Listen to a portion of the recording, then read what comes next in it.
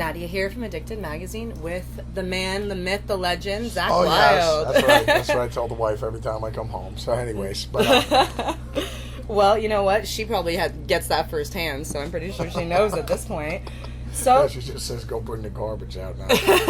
Like that's special, Mr. Legend. Yeah, exactly. Go take out the trash. So, getting right to it, you started in music at a very, very young age. What prompted you to pick up a guitar and literally never put it down? Well, I wanted to get gang raped by the music business. I thought to myself, this could be very fun. And At 8 years old, you were like, yes, this is exactly what I wanted to do. That's what I wanted to do. But, no. Probably singing, I saw Elton John, like, on a night in, like, probably 1975, doing the Sonny and Cher show, doing Lucy in the Sky with Diamonds. That was, like, the first time I got blown away. Wow. You know, just getting chills, seeing the power of music and everything like that. And, you know, but it wasn't until I was like 4. I took lessons when I was about like 8. Mm-hmm. But I didn't, you know, I didn't stick with it, and I wasn't dedicated or anything like that. So that didn't stick. And it wasn't until I was about like 14 that I was like, this is what I want to do. You know what I mean? And I saw, you know, my guitar, who ended up being my guitar teacher, Leroy Wright.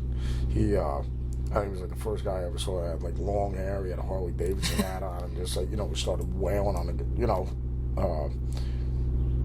he was playing everything I love, whether it's, you know, Sabbath, Zeppelin, and he was playing, Ozzy had just started with Randy Rhoads, and he was playing all that, so I mean, it was pretty mind-blowing. So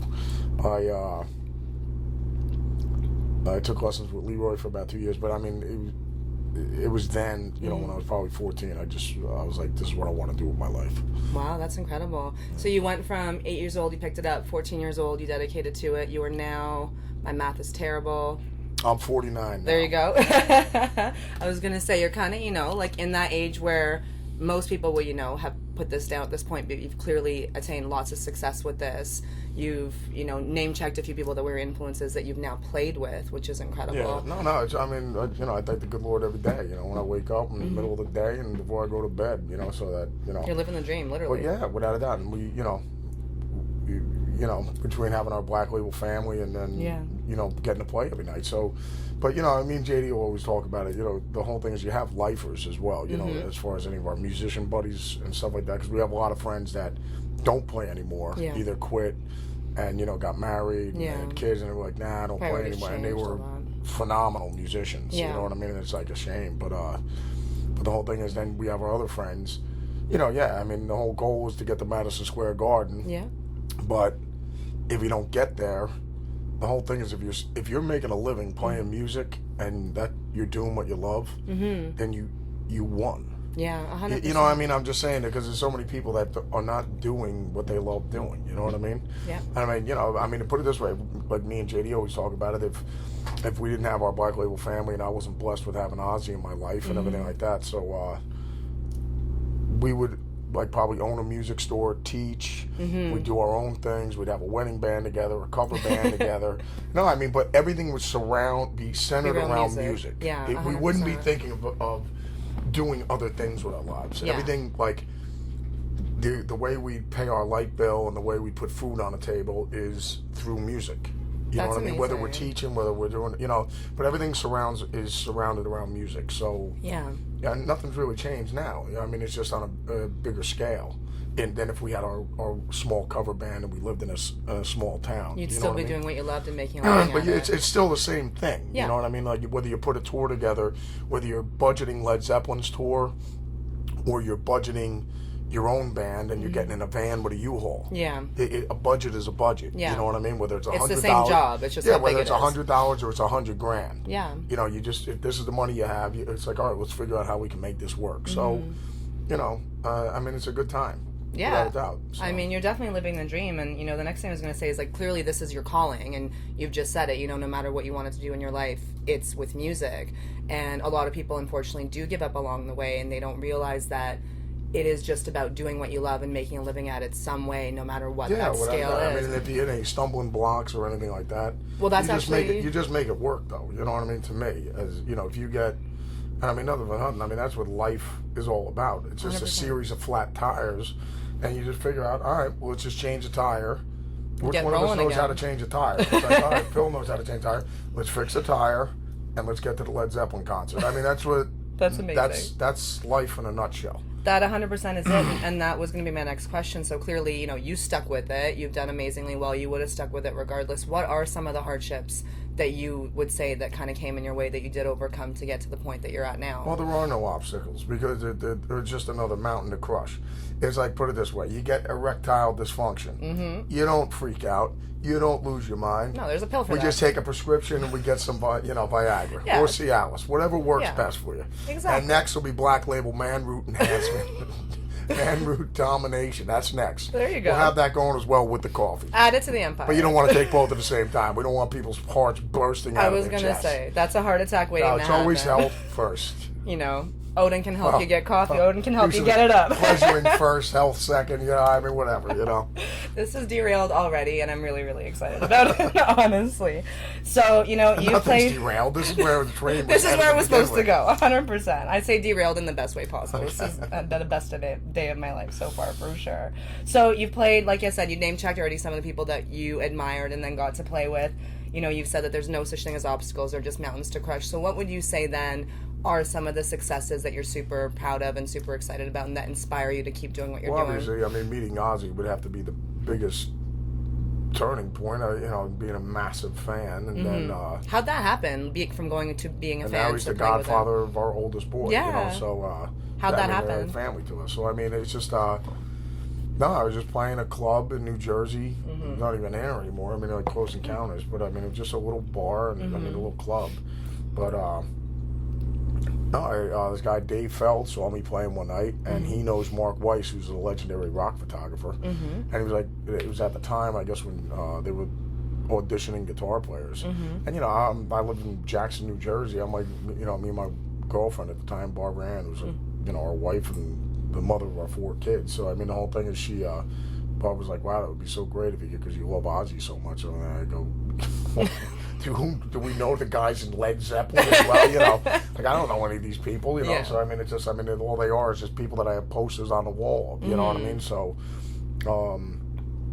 no, Dave was just like, hey, have you ever thought about auditioning for Ozzy? I was like, yeah, I was thinking about cleaning Jimmy Page's house too, but I guess I didn't get the maid job for that one either, So he was just like, my buddy Mark Weiss, he goes, if you make me a cassette and take some pictures, I can't promise you anything, but I could get it, and he could probably give it to Mrs. Osborne. Yeah, put the resume at the top of the list. Yeah, exactly. And so that's pretty much what happened. And then, he got it to Mrs. O, and then Sharon called my mom and dad's house because I was still living at home. That's amazing. And I could have sworn it was like one of my buddies putting their mom up, on the phone, just her voice does sound like that potentially. It's very maternal. So but the whole thing is, but the phone delay was on there from England.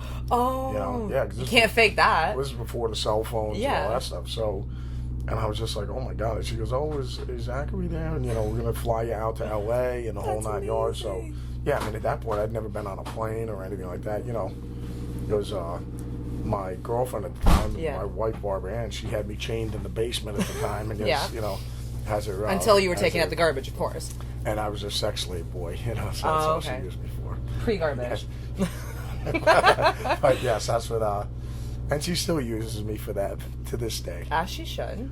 She would get rid of me, but she says, no, you do some things that are pretty good. And I actually have tried around town, and I haven't actually. I prefer your restaurant. There you over go. The other one, so. That was something else that just came into my head too. So you guys have been married for, again, I'm terrible at math, but over 20 years now. Well, I've known my wife since 6th grade. That's incredible. So how do you guys make it work? You're touring constantly. Clearly she's trying other restaurants around town, so she's decided to stick with you. How do you keep her? The pool boy, the lawn guy. It doesn't matter. How have you kept her around all these years, Zach? You hire the best people to keep her happy. While you're gone. Yes, exactly. So, no, but the whole thing is, you get these David Beckham lookalikes, you know what I mean? There's got to be temptation everywhere. Yeah, exactly. 100%. But, and you just stack them up with a full dose of, Viagra, Cialis. She's glowing and glistening and happy all the time. But, no, it's just, like I said, whatever your situation is, you make it work. I mean, that's the whole thing. I mean, but like someone was asking me, like, what's the secret to marriage and this and that? I mean, the whole thing is you have to like your situation. Yeah. I mean, if you don't like your situation, you shouldn't go around life miserable. No. Either. And like how many of our friends do we know that their mom and dad stayed together for the sake of whatever? Just for the sake because they had the kids. Yeah. Like you growing up when you were like 13 or 14, going, yeah, I remember Mr. and Mrs. Thompson. Like did they even ever talk to each other? I never even saw them hug each other or kiss each other. Mm-hmm. But the only reason why they were together is kind of like, well, we're here. Yeah. You know what I mean? Well, I mean that's a miserable existence too, Mm-hmm. man. I mean, and then on the other side, I got some other friends where it's just like the minute the Yankees have a bad season, they bail out and they got a new team they like. So like they don't. There's a middle road to that. Well, they don't hang around. As soon as the waters get a little rough, they're just like, I don't like this ride anymore. I want to get out of here. Like they don't hang in there.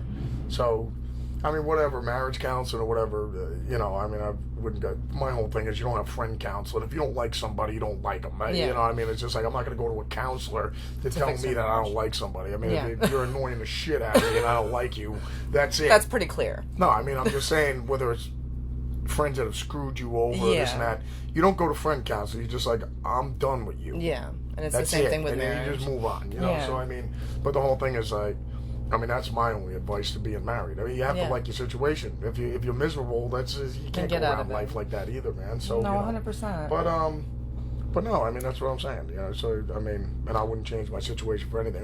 Same thing with touring and doing everything like that. Not a lot of people aren't cut out for it either. 100%. So it's just because they're just like, I want to go home, see my family. I'm like going. What happens if you were a truck driver, man? Yeah. What happens if you put it this way?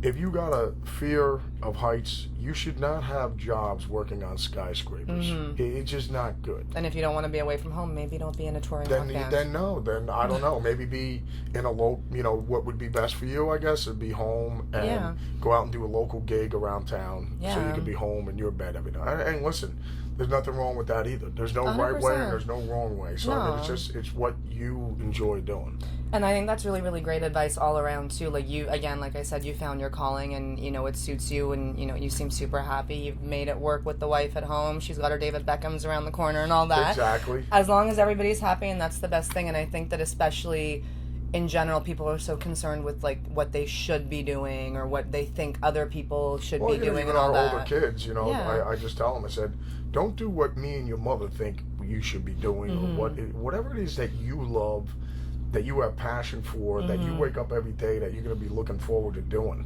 I mean, that's what you should be doing. I don't care whether it's running a mom and pop record store and you're just like, I love music and I just want to have nothing but like the most obscure, eclectic vinyl and this and that, yada, yada, yada, old 70s posters and the whole 9 yards, Frank Sinatra records, I mean, everything, like the most incredible music, then that's what you should be doing. So whatever it is you love doing is what you should be doing. Can you talk to my dad? Because he hasn't quite gotten that memo. He doesn't get this whole love thing.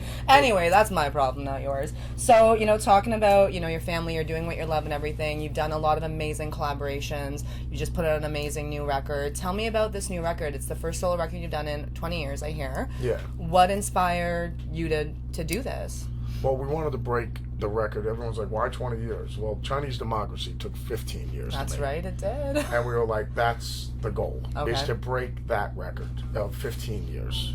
Because people were like, no one's ever going to go 15 years without in-between records, so we... Well, you keep pretty busy in between, too. Yeah, exactly. So, but the whole thing is, after Book of Shadows won, but by the time we got to 16 years and the record was broken, I was like, and we come this far, you can either make cute little album title, Sweet 16 or whatever, here we are, the 16-year anniversary.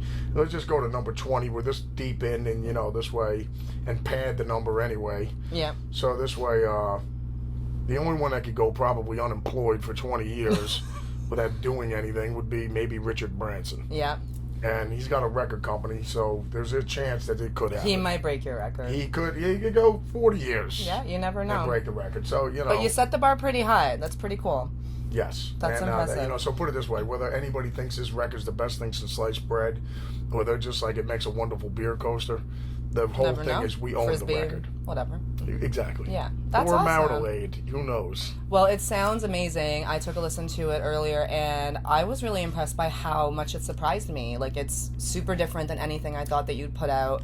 It's very almost, kind of 70s. Like, there's a folkiness to it. It's deep. It's dark. I like it a lot. It was really cool, but I was just surprised. It's quiet. It's not shredding. Tell me about that sound and how that came to happen. The constant between the first album, the Book of Shadows 1 and the Book of Shadows 2, the constant in between the two is obviously my love for that style of music. Yeah. Whether it's Neil Young, Creedence Clearwater is Bob what came into my Seger, head. Creedence, the band, Elton John, Van Morrison, like when the Eagles. I love that real Americana stuff. Yeah, when the Allman Brothers do the mellow stuff, and Skinner does the mellow stuff. Bad Company, I love, and then so it's a combination of that. And I also listen to like Sam Cooke and Percy Sledge and all that type of stuff. Nice. So, but it's my love for that style of music. Yeah. I mean. Well, it sounds, you hit it right on the head. Like, it's beautiful. It's great to listen to. I can, sit around a campfire listening to that, and then I can throw on an Aussie record and headbang until I'm ready to go to sleep. Like, it sounds like you've got so many great influences within yourself as well as around you that it makes you make really, really awesome music. Nice. So thanks for putting more awesome music out there. I'm getting the hint that we should wrap up. We've been chatting for too long. We got to go hang with some Black Label family in a little bit, and then that's what we got on the agenda right now. You sticking around for the Hot Rock show or what? I am definitely going to try to come back for it. I'm going to see if they're going to let me in. I don't know. They don't really let me in parties around those joints sometimes. Philly will make it happen. You're a gem. Thank you so much for taking the time to chat with me. I find myself newly inspired, and I'm really excited to get super hopped up on your Valhalla coffee. Well, enjoy the Java as well. I will for sure. You will enjoy it thoroughly. Thank you, Zakk.